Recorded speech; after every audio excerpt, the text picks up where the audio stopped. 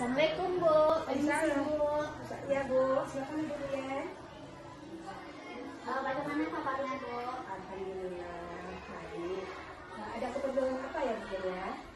Di sini Bu terkait dengan tugas calon guru penggerak, yaitu demonstrasi konseptual modul 31 pengadilan keputusan COVID-19. Apakah Ibu bisa meluangkan waktunya kira-kira 20-15 menit terkait dengan tugas ini? Terlebih dahulu, Ibu memperkenalkan diri Ibu. Oh gitu. Nama saya Hasna, Kepala TK Islam Hidayatullah, Dorong Sukabu, Negara Singgalang, Kecamatan 10 Koto. Terima kasih.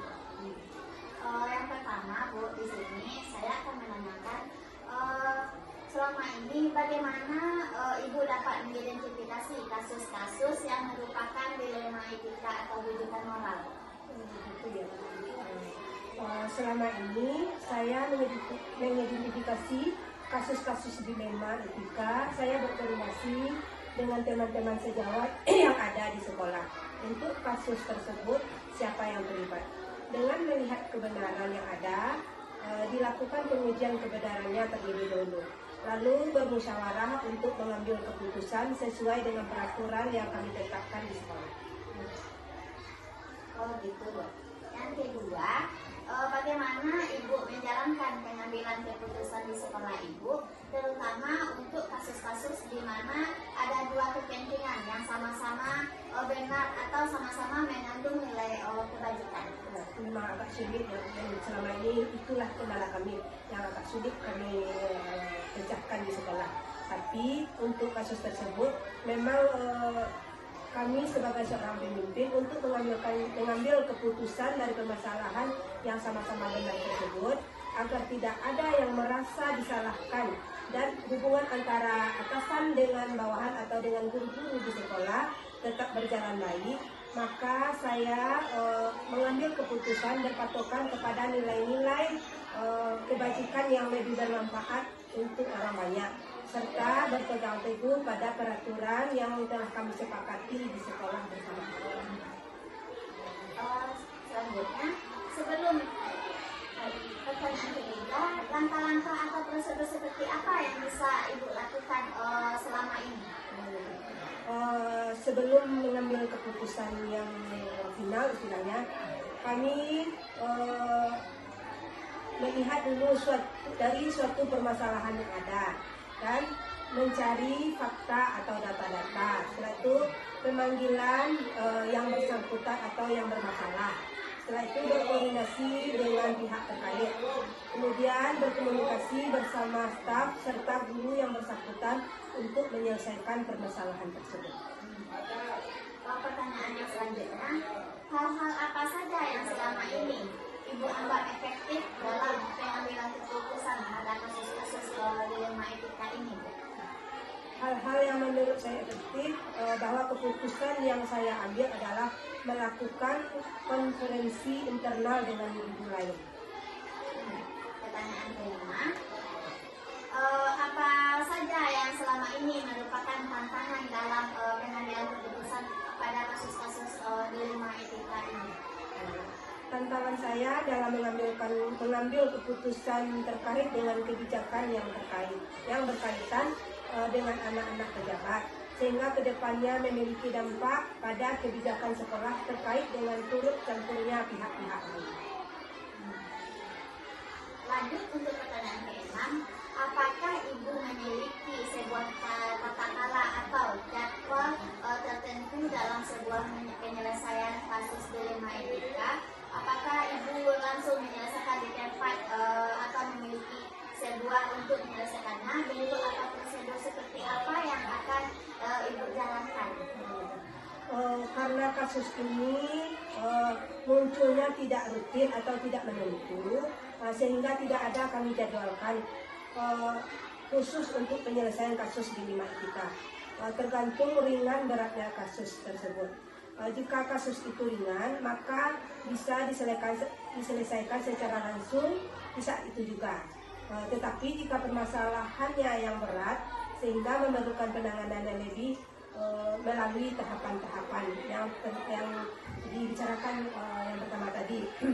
Yang berlaku yaitu meninjau fakta dan data. Setelah itu berkomunikasi dengan semua pihak, yaitu murid yang koordinasi, murid lalu berkoordinasi atau bermusyawarah dengan tim untuk mengambil keputusan yang terbaik.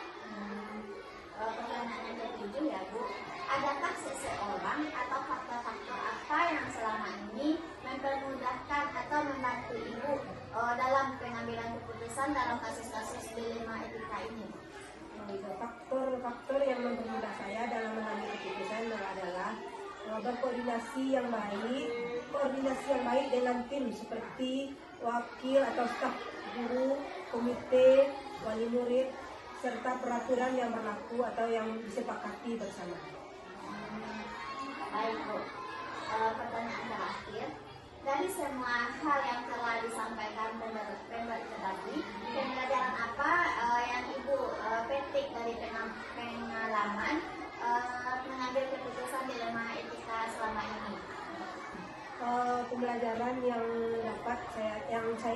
saya dapatkan adalah dalam setiap mengambil keputusan, yaitu pentingnya kita berkomunikasi yang baik dengan semua pihak agar pengambilan keputusan terakhir yang kita ambil sesuai dengan sasaran dan berdampak positif serta berpihak kepada murid.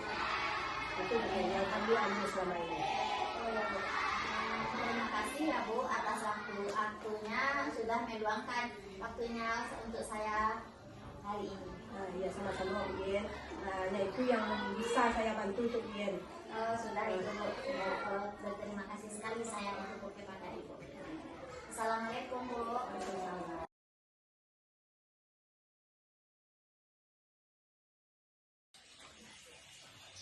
Assalamualaikum Bu. Waalaikumsalam. Maaf mengganggu waktu Ibu. Apakah bisa Ibu meluangkan waktunya sebentar? Bisa, insya Terkait dengan tugas calon guru penggerak Bu, yaitu demonstrasi konseptual model 3.1 pengambilan keputusan pemimpin. Apakah Ibu bisa untuk wawancara terkait hal tersebut Bu? Insya Allah bisa. Baik Bu. Yang pertama, saya ingin menanyakan bagaimana selama ini Ibu mengidentifikasi kasus-kasus yang merupakan dilema etika atau rujukan moral Bu? Selama ini dalam mengidentifikasi sebuah kasus merupakan dilema etika bila kasus tersebut memiliki dua nilai yang perlu untuk dipertimbangkan terlebih dulu dalam mengambil keputusan, sedangkan membujuk moral adalah kasus yang memiliki nilai yang sudah pasti benar atau salahnya sehingga bisa lebih mudah dalam hal pengambilan keputusan. Selanjutnya ya Bu, pertanyaan kedua. Selama ini bagaimana Ibu menjalankan pengambilan keputusan di sekolah Ibu, terutama untuk kasus-kasus di mana ada dua kepentingan yang sama-sama benar atau sama-sama mengandung nilai kebajikan? Ketika ada kasus yang sama-sama memiliki nilai kebajikan yang harus mempertimbangkan keduanya, nilai tersebut sampai membuat bingung dalam mengambil keputusan.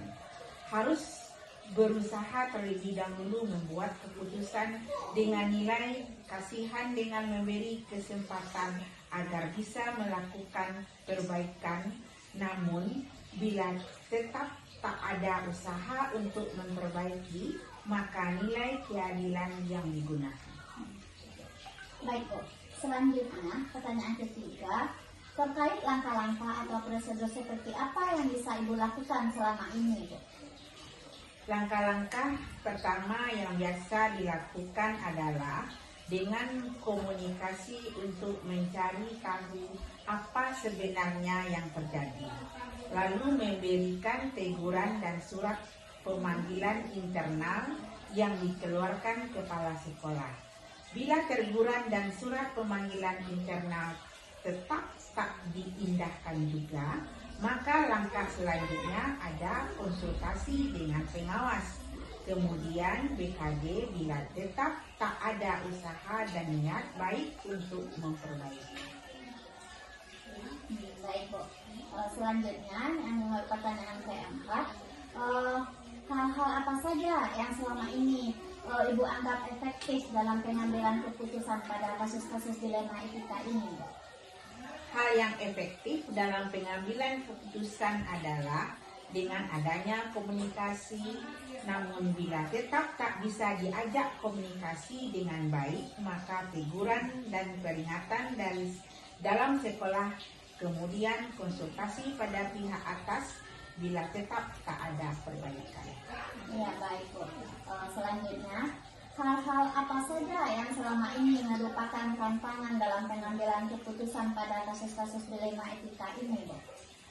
Tantangan dan kasus ini karena sulitnya menjalin komunikasi sehingga sudah tak lagi satu visi dengan sekolah.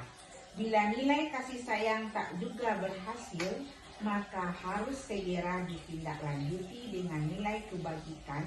Nilainya yaitu menegakkan keadilan. Baik Bu. Apakah Ibu memiliki sebuah tata kelola atau jadwal tertentu dalam sebuah penyelesaian kasus dilema etika? Apakah Ibu langsung menyelesaikannya di tempat atau memiliki sebuah jadwal untuk menyelesaikan bentuk atau prosedur seperti apa yang Ibu jalankan? Tak ada jadwal tertentu dalam penyelesaian kasus dilema seperti ini. Biasanya hanya tergantung pada tingkat kesulitan dari kasus itu sendiri. Dalam pengambilan keputusan tak harus diselesaikan langsung di tempat. Bila masalahnya cukup rumit karena perlu adanya pertimbangan. Namun bila kasusnya tak terlalu rumit, maka sebaiknya segera diselesaikan dengan mengambil keputusan terbaik berdasarkan nilai-nilai kebajikan yang ada. Prosedur pengambilan keputusan juga berbeda-beda tergantung kasusnya. Baik Bu. Selanjutnya, adakah seseorang atau faktor-faktor yang selama ini mempermudah atau membantu Ibu dalam pengambilan keputusan dalam kasus-kasus dilema etika ini Bu? Hal yang termudah dalam pengambilan keputusan selama ini adalah karena selalu ada diskusi antara kepala sekolah dan para wakil kepala sekolah, warga sekolah, juga dukungan dari pengawas pembina. Baik, selanjutnya dari semua hal yang telah disampaikan, pembelajaran apa yang dapat Ibu petik dari pengalaman Ibu mengambil keputusan dilema etika ini Bu? Beliau menegaskan sebagai pemimpin harus tegas dalam mengambil keputusan. Bila ada dua nilai yang bersinggungan, kita bisa mempertimbangkannya terlebih dahulu agar keputusan yang diambil tetap sesuai aturan namun tetap memiliki nilai kemanusiaan. Baik Bu, terima kasih ya Bu atas wawancaranya hari ini. Ibu sudah meluangkan waktunya untuk saya. Saya akhiri saja Bu. Assalamualaikum warahmatullahi wabarakatuh. Waalaikumsalam warahmatullahi wabarakatuh.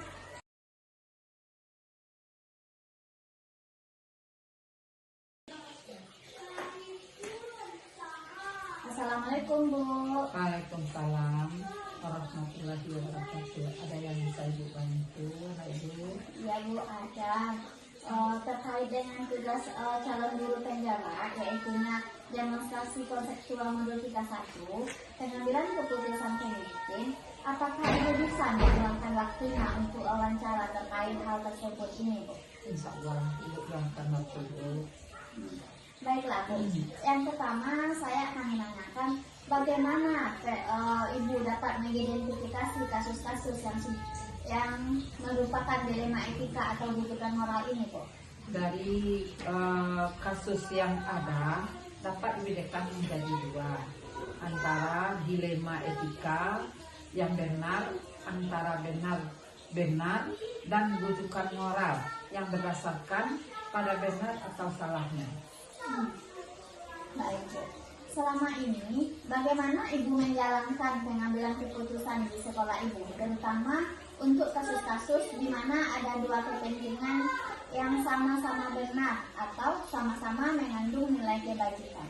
Nah, di kasus ini dalam pengambilan keputusannya ada dua kepentingan yang sama-sama benar didasarkan pada rasa peduli, kasih sayang, dan memikirkan dampak jangka pendek dan jangka panjangnya.